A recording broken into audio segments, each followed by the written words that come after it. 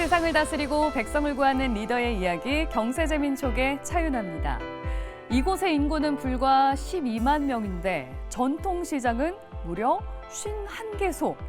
매년 외국인 관광객이 약 700만 명이 다녀가는 곳인데요. 남산스퀘어, 명동, 또 남대문까지 이 세 단어만 들어도 감이 확 오시죠? 바로 서울시 중구 이야기입니다. 600여 년의 역사를 가진 서울시 중구가 이순신 장군의 탄생지라는 역사를 품고 주거 환경 개선 사업을 통해서 새 옷을 갈아입고 더 큰 도약을 하고 있다는데요. 과연 서울 중구에선 어떤 일들이 펼쳐지고 있는지 오늘 경세재민촉에서는 김길성 중구청장 모시고 얘기 나눠보겠습니다. 이순신 장군이 이곳 중구에서 태어나고 또 자랐다고 하더라고요. 여기 매일경제TV하고도 아주 가까운 곳에서 태어나셨죠. 남산을 잘 보기 위한 고도 제한을 하는 것은 지난 30년 동안 서울시 정책의 성역이었습니다. 그래서 그 성역을 무너뜨릴 수 있었습니다. 또 주민들이 최고로 잘한 정책으로 꼽은 게 또 하나 있다고 들었어요. 이 중구가 세계적으로 관심 가진 경쟁력이 있는 도시가 될 수 있게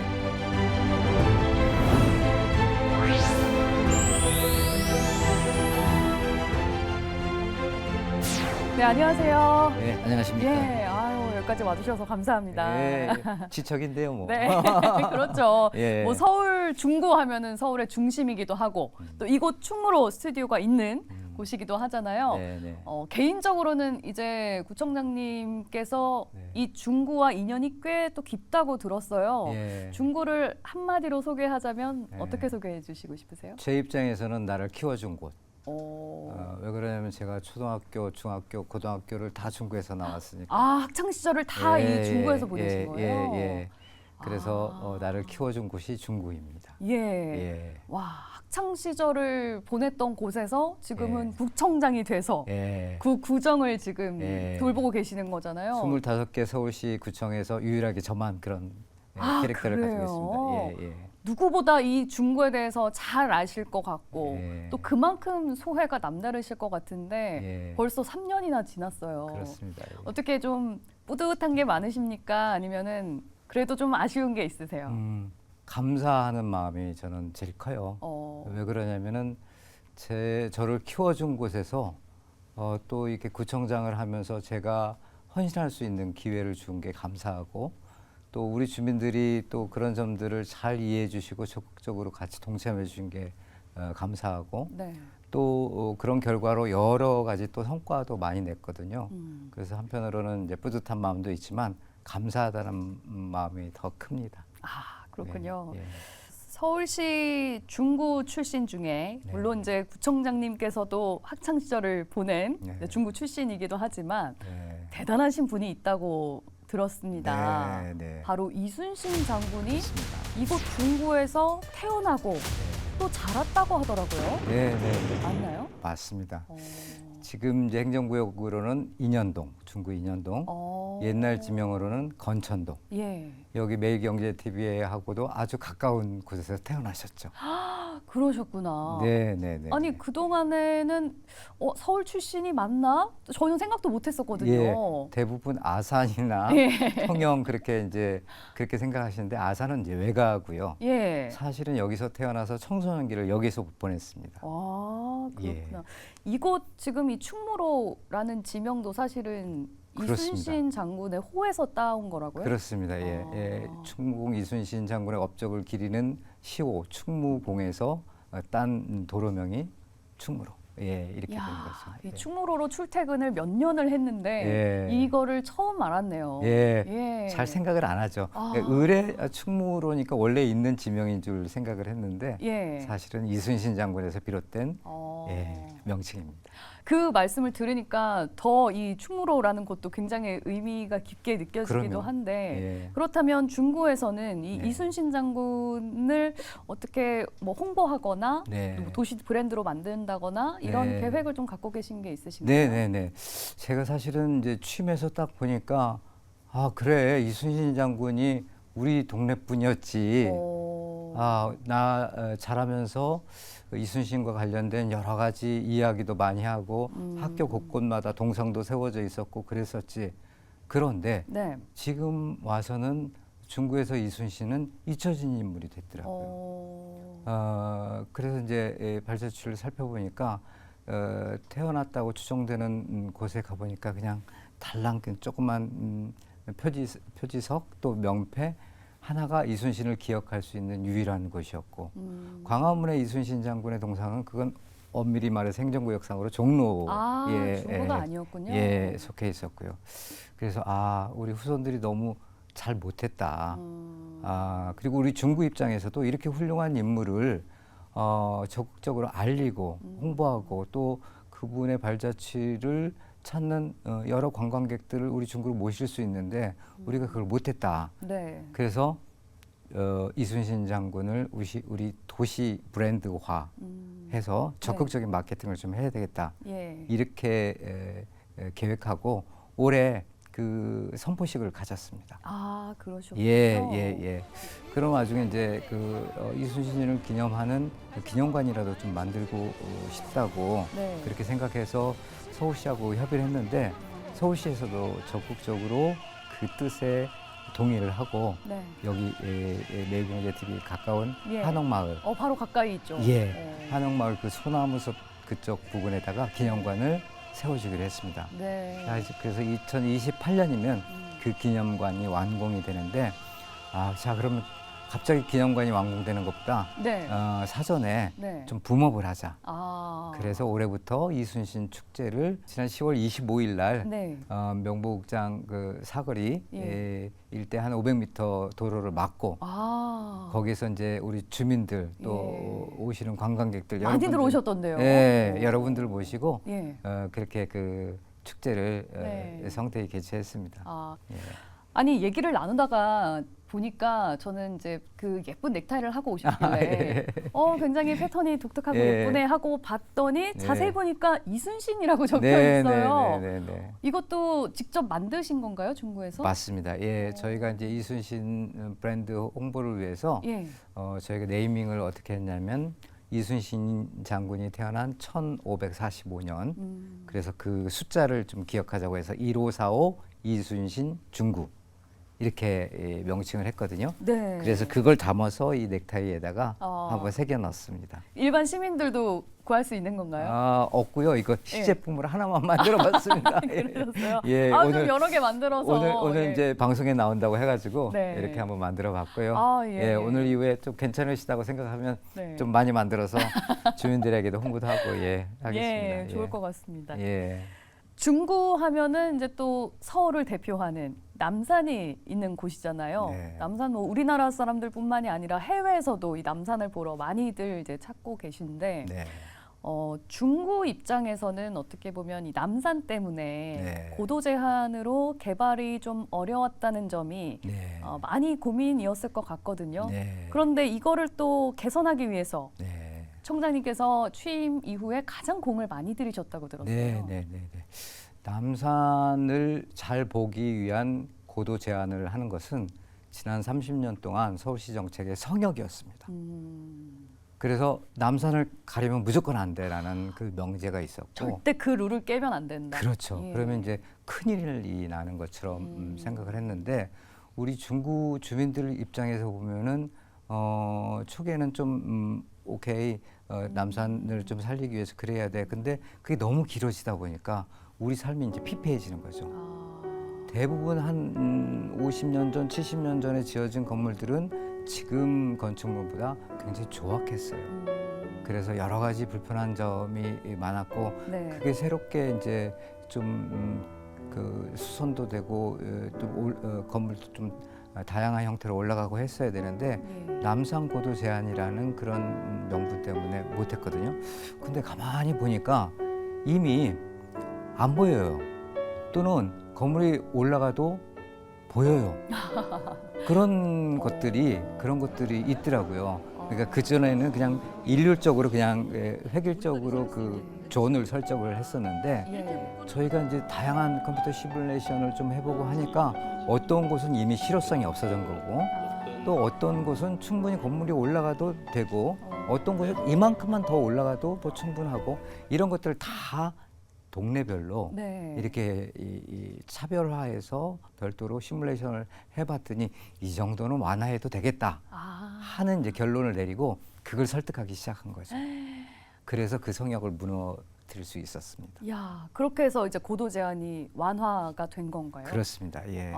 엄청난 수건 사업을 어떻게 보면은 예. 직접 좀 해결을 하신 거네요. 오세훈 시장님이 많이 도와주셨고, 예. 예, 오세훈 시장님도 이제 그런 서울의 실정을 잘 아시니까 네. 이제 패러다임을 바꿔야 될 때가 됐다라고 판단하셔서 네. 획기적으로 변화를 주셨습니다. 예. 남산 고도 제한이 완화가 되면 당연히 네. 재개발 사업에도 이제 속도가 붙을 수밖에 없을 그렇습니다. 것 같은데 예. 중구 지역에 이 재개발 사업 추진 중인 곳이 굉장히 많잖아요. 많습니다. 그러면 지금 현재 추진 단계는 어디까지 진행이 되고 있는 건가요? 우선 남산 고도 제한 완화의 가장 큰 수혜를 본 곳이 신당 9구역이라는 곳이 있거든요.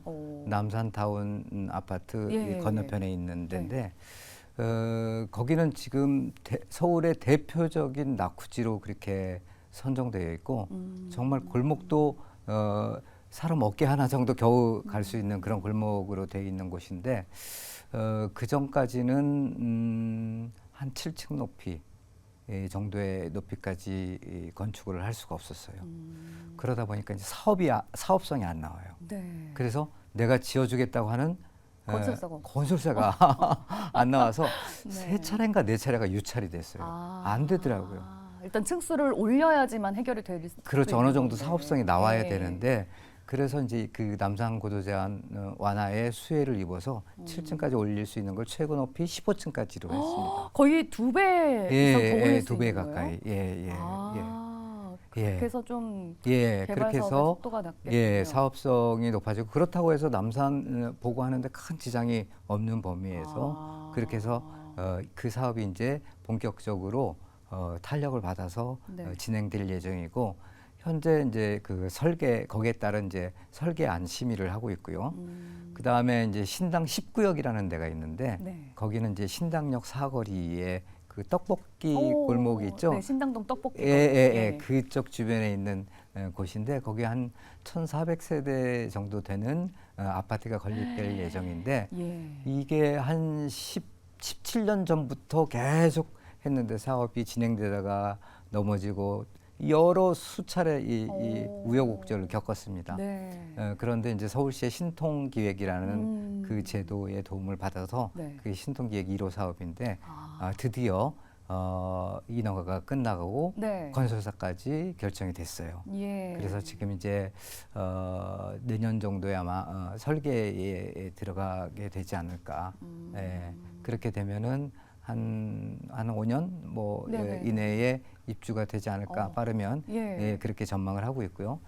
신당 8구역이라는 청구역 일대에 한 1,100세대 정도 되는 데는 이미 이주를 95% 정도 해서 올 연말에 철거가 시작이 됩니다.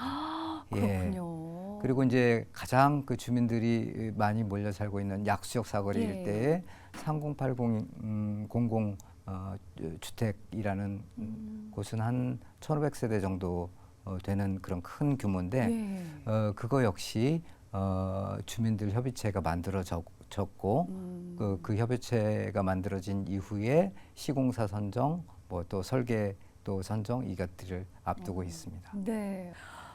또 외국인들이 서울에 오면은 꼭 빼놓지 않는 곳이 바로 명동이라고 할 수 있잖아요. 이제 여기랑도 굉장히 가까운데 여전히 발길이 끊이질 않는 곳이기는 한데 이곳이 더 새롭게 변한다고요? 네. 어떻게 변하는 건가요? 명동 역시 명동 이 도시계획이 일본 일제 시대 때 계획된 곳이다 보니까 그때 수요로는 괜찮은 동네였는데 지금의 이 도시 형태로는 좀 여러 가지 문제를 많이 안고 있습니다. 우선 규모들이 너무 작아요. 그래서 명동 안쪽에 건물들을 보면 다 조그마한 건물들. 아, 네네. 그리고 거기도 역시 높이 제한이 있어가지고 20m를 넘지 못하게 대부분 돼 있어요. 아, 다 낮은 건물이 예, 하죠. 예. 근데 거기 존이 중심 상업 지역입니다. 거기가. 오. 중심 상업 지역인데도 불구하고 20m를 넘지 못하게 하는 그런 존들이 그렇게 설정이 돼서 네. 여기도 이제 새로운 좀 도시 계획이 필요하겠다. 네. 그래서 이제 세계와 경쟁할 수 있는 그런 도시로 명동을 만들려고 하면은 네. 그 틀을 좀 바꿔야 되지 않겠느냐.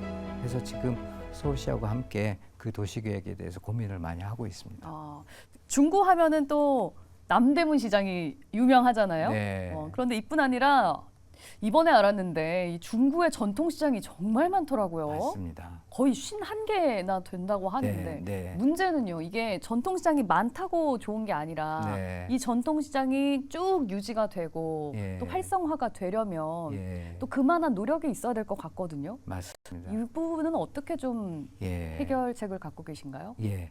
중구의 전통 시장이 많은 이유는 우리 중구가 630년이라는 긴 역사가 있기 때문입니다. 예. 630년 동안 사람들이 살아오면서 필요한 네. 시장들이 곳곳에 생겨나서 전통 시장이 많은 거죠. 그런데 그게 없어지지 않고 지금 쭉 계속 이어지고 있다는 거죠. 여러 형태로 이어지고 있는데요. 큰 도매 시장 형태로도 이어지고 있고 네. 생활형 시장으로도 이어지고 있고 아니면 뭐 골목형 상점가로도 이어지고 있고 그렇거든요. 그래서 근데 그 시장을 참 지원하는 게 굉장히 힘듭니다. 왜요? 인프라 개선도 많은 돈이 들어가고요. 그 다음에 이제 시대가 변하면서 어떤 구매 패턴도 바뀌지 않습니까?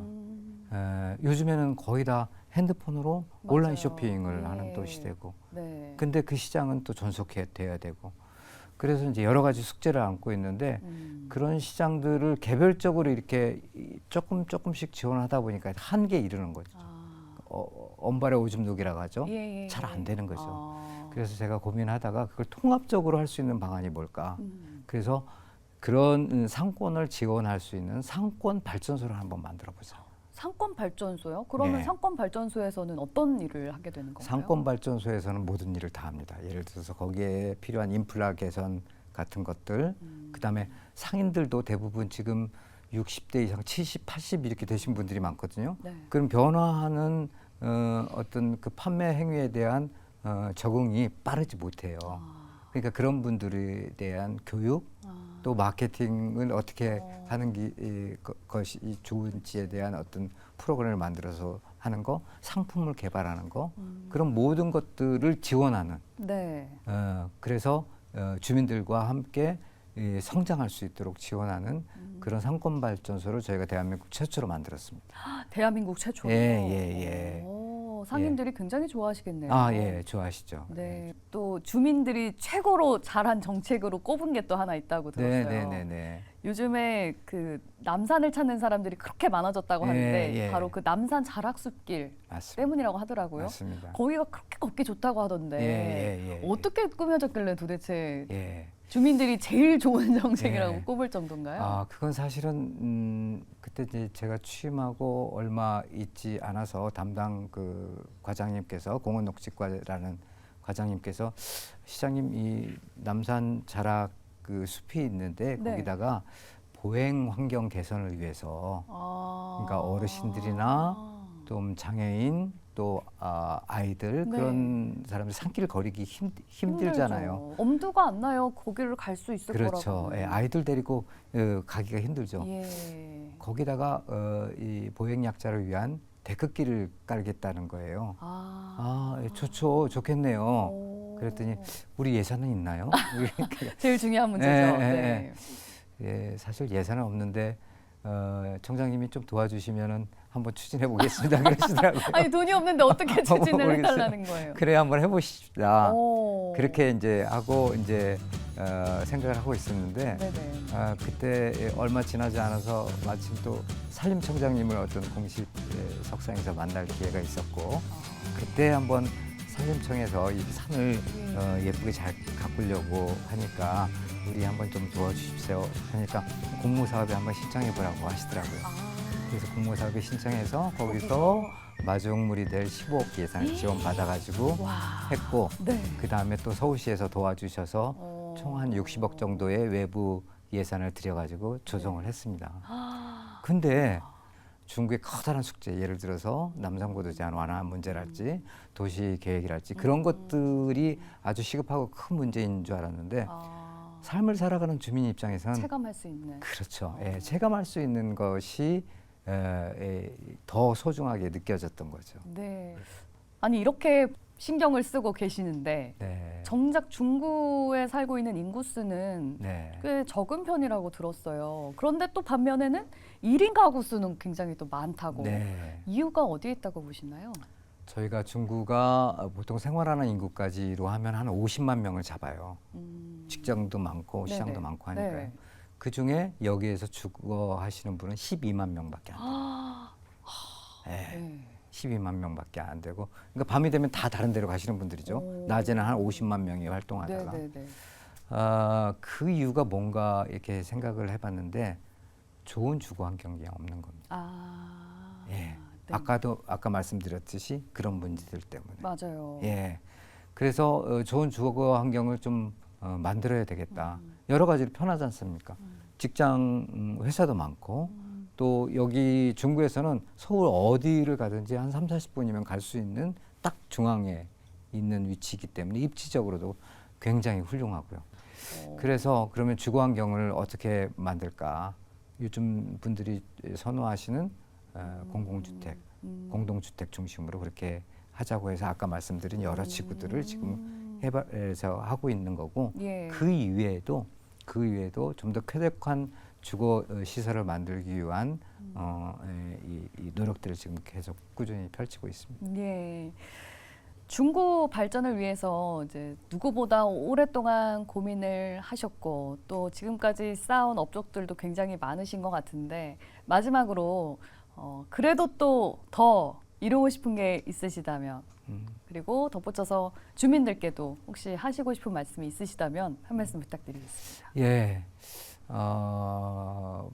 제가 바라는 것은 중구가 이제 저를 키워줬다고 말씀드렸는데 네. 제가 컸을 때의 중구의 모습은 정말 반짝반짝 빛이 났습니다.